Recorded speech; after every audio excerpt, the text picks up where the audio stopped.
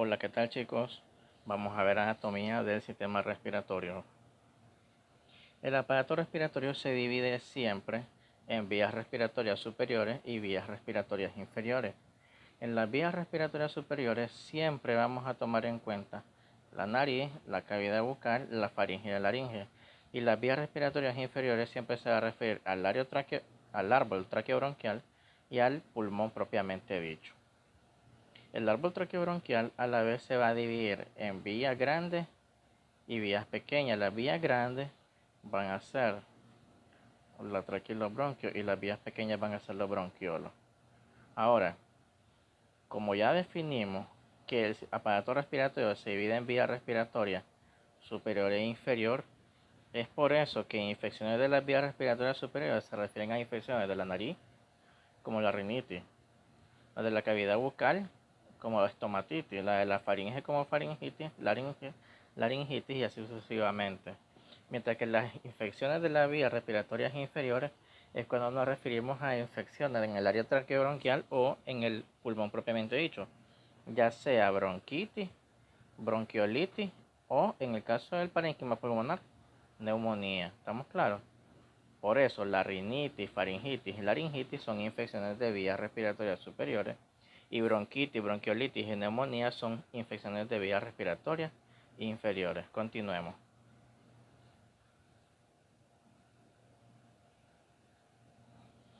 Ahora, las funciones de las vías respiratorias superiores usualmente se basan en humidificar el aire que entra, porque el aire que entra, que es inspirado, tiene que estar calentado y tiene que estar humidificado para que se pueda dar un buen acondicionamiento del aire inspirado, ya para que se pueda dar un buen intercambio gaseoso a nivel del pulmón.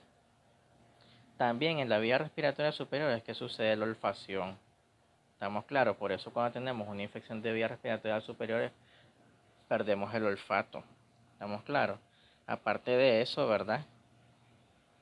La vía respiratoria superior representa casi la mitad de la ventilación respiratoria. ¿Estamos claros? Y también es ahí que sucede el espacio muerto anatómico. La nariz. La nariz tiene dos partes, una parte esquelética y una parte blanda. La parte esquelética la habíamos visto en anatomía 1, que está hecha pues prácticamente por los huesos nasales. Mientras que el tercio anterior es del cartílago, ¿verdad?, septal y el cartílago nasal, que es prácticamente pues evidenciable. Entonces, la nariz va a tener ciertos límites. Vamos a verla con detalle. Los orificios de la nariz se llaman narinas, porque fosas nasales no es el orificio, la fosa nasal es todito lo que entra el vestíbulo de la nariz, que es de la narina, hacia el resto de la nariz, porque ya después todo esto va a ser lo que es la cavidad nasal. La cavidad nasal va a tener límites, el techo siempre va a ser la lámina cribosa del etmoide y el hueso nasal. El piso siempre va a ser el paladar blando. La pared medial está hecha por los cornetes y la lámina perpendicular del etmoide y también por el hueso Vomer, y la parte lateral va a estar hecha siempre, ¿verdad?, por parte del cartílago. Ok, aquí llama la atención que tenemos tres cornetes: el cornete superior, el cornete medio, que estos dos primeros, el superior y el medio, son parte del etmoide, pero el cornete inferior es parte del hueso maxilar. El espacio entre cada cornete es una ranura que se llama meato. El meato nasal superior, el meato nasal medio y meato nasal inferior. ¿Ok? En medio de los huesos que están ahí conformando la cavidad nasal, hay espacios de aire, como pueden ver en estos circulitos. Esos espacios de aire se llaman senos paranasales. Entonces, cuando se inflaman esos senos paranasales, es lo que conocemos nosotros como sinusitis. ¿Ok?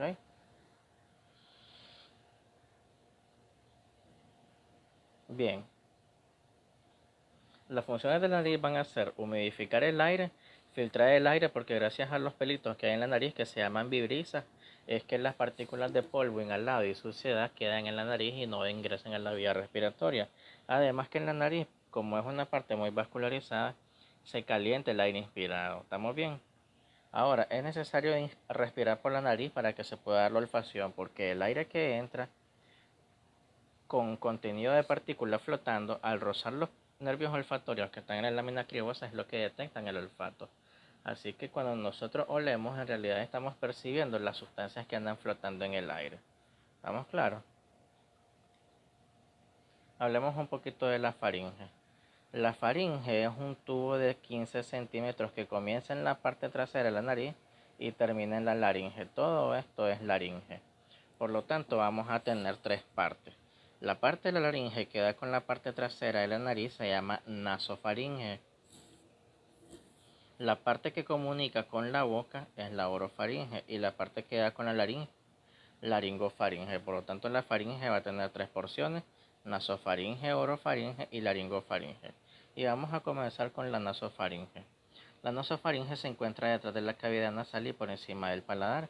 El oído medio se comunica con la nasofaringe por medio de la trompa de Eustaquio.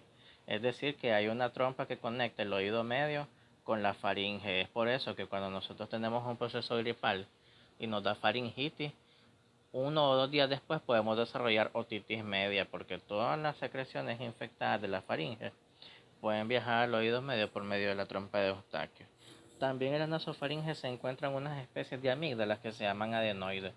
Cuando esos adenoides se inflaman, entonces el paciente puede tener episodios de apnea, y entonces la principal causa de apnea del sueño es la hiperplasia de las adenoides. ¿Estamos claros? Ok, sigamos. La orofaringe es la parte de la faringe que se encuentra detrás de la boca. Por eso cuando nosotros decimos ah y miramos al fondo, la pared que está muy detrás, ¿verdad? La pared que está al fondo de la garganta, usualmente lo que estamos observando es la orofaringe. Entonces va detrás de la boca y por debajo del velo paladar, y lo más importante es que en la orofaringe es donde se ubican las amígdalas palatinas y las amígdalas linguales, que son las que se inflaman cuando nos da amigdalitis. La función de la orofaringe es recibir dos cosas: poder recibir los alimentos para que se vayan al esófago, pero también recibe el aire para que se vayan a la tráquea. ¿Ok? La laringofaringe es la parte de la faringe que da con la laringe, porque va de la base de la lengua a la abertura del esófago. Y ahí se encuentran referencias anatómicas importantes para la maniobra de intubación de la tráquea. Es por eso que para nosotros poner un tubo endotraqueal tenemos que hacer una laringoscopía directa, porque lo que estamos viendo es la laringofaringe. ¿Ok? Porque a través de la laringofaringe podemos entrar a la laringe y después a la tráquea. Ahora, la faringe está inervada por el nervio vago y por el nervio glosofaringeo. ¿Ya? Entonces, la función principal de la faringe es la deglución, es decir, tragar.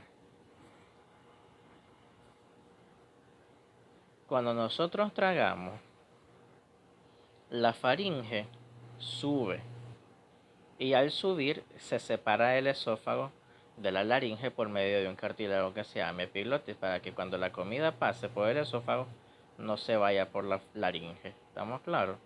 Entonces a eso se le llama el acto de la deglución. La laringe. La laringe es bien importante porque ella se ubica debajo de la lengua, a nivel de la quinta cervical a la séptima vertical. Ahí también se encuentran las cuerdas vocales. Es por eso que cuando la laringe se inflama, uno pierde la voz, porque ahí se encuentran las cuerdas vocales. También es muy importante la inervación sensitiva que tiene la laringe y la inervación motora, que es el nervio vago, que es el décimo par, porque usualmente los pacientes que los operan, ¿verdad?, de la laringe, digamos una cirugía de tiroides que está prácticamente encima de la laringe, una cirugía mal hecha de la tiroides puede hacer que uno pierda la voz, porque se pueden pasar llevando en la cirugía el décimo par craneal, que es el nervio vago, que tiene una rama laringea superior y una rama laringea recurrente, que son las que uno secciona por accidente en la cirugía de tiroides. Entonces, por eso es que En la mayoría de cirugías de tiroides los pacientes pueden quedar roncos porque se llevan la inervación motora del décimo par. Ahora en la laringe vamos a encontrar cartílagos. Los cartílagos de la laringe van a ser unos que vienen de dos en dos y otros que solo hay uno de cada uno. Entonces, los cartílagos que hay que están dobles son los cuneiformes,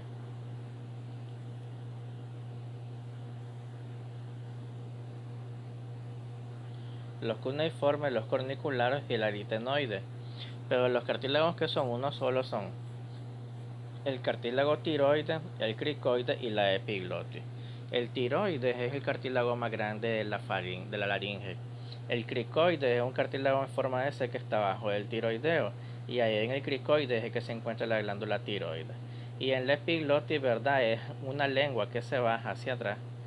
Que esa es la válvula que cuando uno traga y la faringe sube, la epiglotis se va hasta atrás para tapar la abertura que comunica la faringe con el esófago para que a la hora de tragar los alimentos se vayan por el esófago y no por la laringe, ¿ok?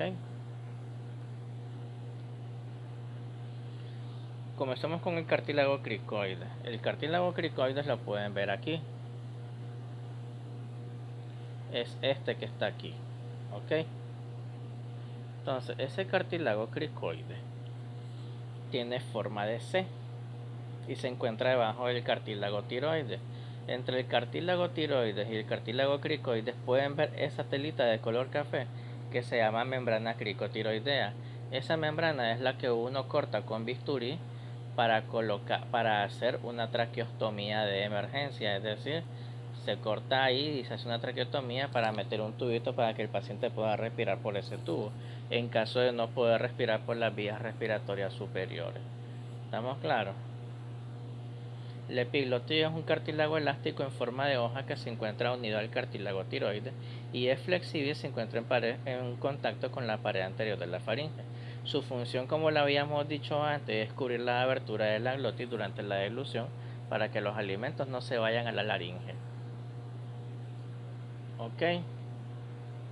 También algunas funciones que podemos mencionar de la laringe es que protege las vías respiratorias bajas contra la entrada de sustancias sólidas e interviene en la tos, porque cuando hay una infección o una inflamación en la laringe va a suceder lo que es la tos como mecanismo de defensa para eliminar un cuerpo extraño que está estorbando la vía respiratoria. Y también es en la laringe que se genera el habla o la voz. Por eso las personas que les da inflamación en la laringe pierden el habla. Hablemos ahora de las vías respiratorias inferiores. Vamos a hablar del árbol traqueobronquial. El árbol traqueobronquial se divide en vías grandes y vías pequeñas. Las vías grandes van a ser tráquea y bronquio, las vías pequeñas van a ser los bronquiolos. Y luego tenemos el parénquima pulmonar, ¿ok? Los bronquios comprenden tres capas: el epitelio, la lámina propia y el cartílago.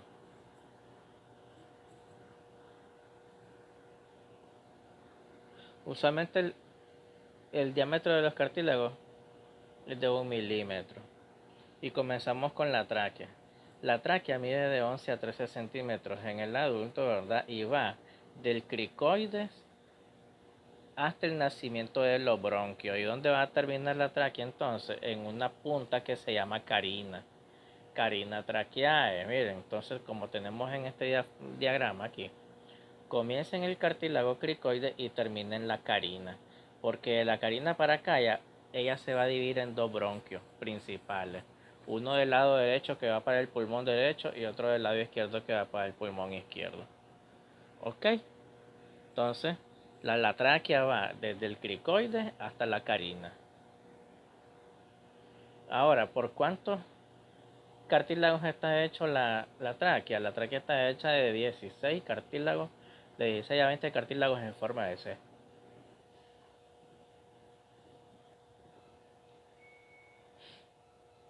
Los bronquios tenemos de varios tipos. A medida que va avanzando la vía respiratoria se van haciendo más finitos. Entonces, de la tráquea nacen dos bronquios principales, uno derecho y uno izquierdo. Cada bronquio Cuando entra en cada bronquio principal, cuando entra en un pulmón, va para distintos lóbulos, entonces se llaman bronquios lobulares. Cada bronquio lobular se divide en dos más y se llaman bronquios cementarios. Cada bronquio cementario se divide en dos más y se llaman bronquios pequeños. Cada bronquio pequeño se divide en dos más y se llaman bronquiolos. Cada bronquiolo se divide en dos más y se convierten en bronquiolos terminales. Como pueden ver, las vías respiratorias inferiores son como las ramas de un árbol, porque cada rama se va dividiendo de dos en dos, dando lugar a cada vez ramas más pequeñas. ¿Okay? Hablemos un poquito de los bronquios principales, que solo hay uno derecho y uno izquierdo. El derecho es más corto y ancho, pero más vertical porque tiene un ángulo de 25 grados. Es por eso que cuando alguien se traga un cuerpo extraño, ¿verdad? Y se le va las vías respiratorias, lo más frecuente es que ese cuerpo extraño agarre para el bronquio derecho porque es más vertical. Porque el bronquio izquierdo es más largo pero menos ancho y tiene un ángulo más cerrado de 40 a 60 grados con la vertical, es decir, es un poquito más horizontal. En los niños, los dos bronquios forman un ángulo de 55 grados. Entonces, si a alguien se le va un cuerpo extraño, las vías respiratorias son más probables que agarre para el bronquio derecho porque es más vertical. Como pueden ver aquí, en esta rama, todos parecen las ramas de un árbol porque ya sabemos que se van dividiendo de dos en dos. Entonces, la tráquea se divide en bronquio derecho y bronquio izquierdo. El bronquio derecho se divide en tres bronquios lobulares. El izquierdo solo se divide en dos. Cada bronquio lobular se divide en bronquio cementario. Cada bronquio cementario después en bronquiolo, después en bronquiolo terminal, bronquiolo respiratorio, qué sé yo.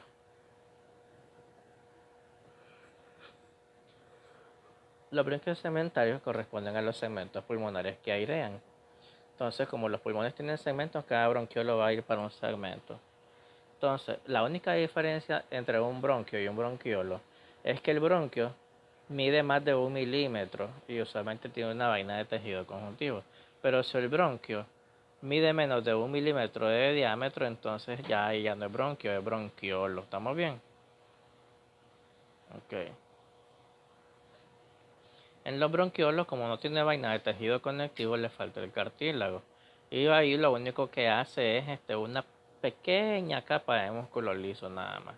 El bronquiolo terminal es tan finito que el diámetro es de 0.05 milímetros. Desaparecen las glándulas mucosas y ahí es donde se produce el agente tensoactivo surfactante que evita que los pulmones se colapsen con la presión atmosférica. Y luego la última parte es el acino sacoalveolar, que contiene estas burbujitas que se llaman alveolos. Todas estas pelotitas que parecen gajos de uva, ese es el saco alveolar y cada pelotita es el alveolo. Ahí en el alveolo es que se da el intercambio de gases. Sale el dióxido de carbono y entra el oxígeno. Cuando estas burbujitas, en vez de estar vacías llenas de aire, están llenas de líquido o de pus, es a eso que se le llama neumonía. Prácticamente cuando los alveolos se llenan de líquido, de pus o de secreción. ¿Estamos bien? Ok. El pulmón. ¿Dónde están ubicados los pulmones? Los pulmones están ubicados, su vértice, su punta pulmonar, que pueden observar acá, la punta, está por 2 centímetros y medio arriba de la clavícula. Por delante, llega hasta la séptima costilla. A los lados puede llegar hasta la octava costilla y atrás puede llegar hasta la décima costilla, hasta la décima apófisis espinosa de la décima vértebra. Eso es en la expiración. En la inspiración es un poquito más grande. ¿Cuál es la función del pulmón? Que los órganos son los órganos exactamente de la respiración externa. Se encuentran libres dentro de la cavidad pleural y solo están fijos a nivel del hilio, por el cual entran y salen los vasos y bronquios de los nervios. O sea que todito el pulmón se puede mover. La única parte que no se puede mover del pulmón es el hilio.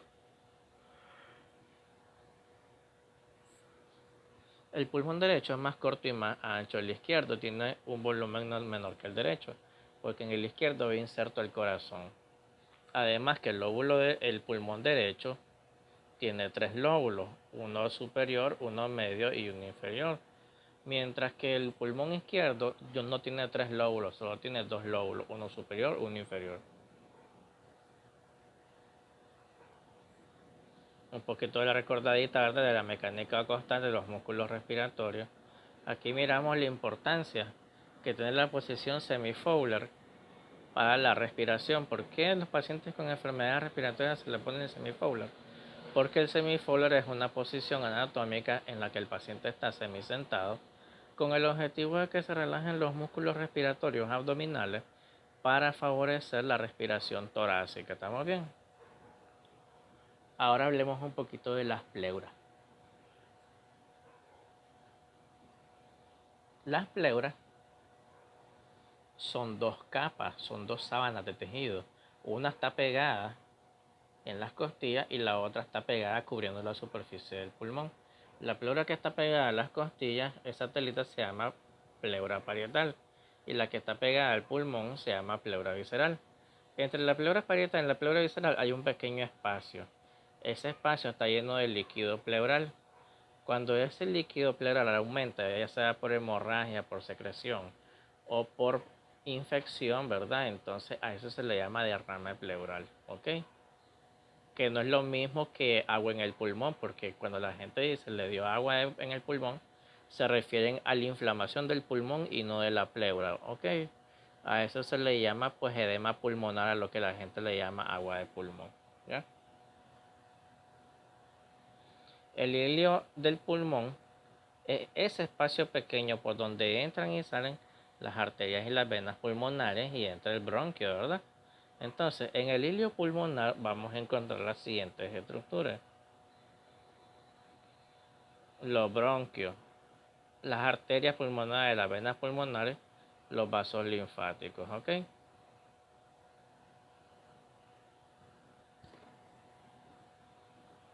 Bien, hasta ahí hemos llegado el día de hoy, chicos. Espero haberles sido de mucha utilidad.